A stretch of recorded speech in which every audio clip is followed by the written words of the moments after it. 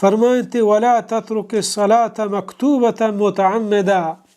نمازا ہجبہ جان بوجھ کر پزور یلا مد فرض نمازا، پرچہ کہ فمن ترکہا متعمدا فقد برئت منہ الذمہ، کہ اگر یک مردم یا نماز پزور یلا دا نونتے بے حال نہیں واب نکبتا آگاہیں نماز وحدیں بلے نمازا نوان گائیں سنگتانی گوا مصروفیں زانکہ نماز ٹیمیں وتی دیوانا یلا ندا وتی مجلسا یلا ندا نمازا پزور یلا دا، تو پیغمبر صلی اللہ علیہ وسلم بیان فرمائیں فقد برئت منہ الذمہ، بجا آئی سرا اسلام آ حق حقوق کے ہستند آ ختم با،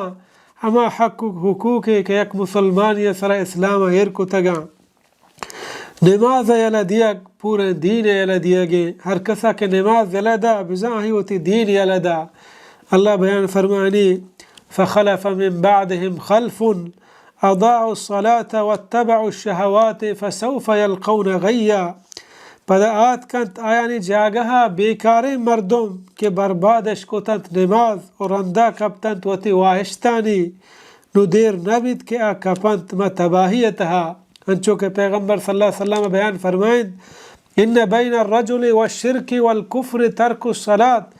کہ مسلمان و مشرک و کافر درمیانہ فرق انو کی چیز نمازیں،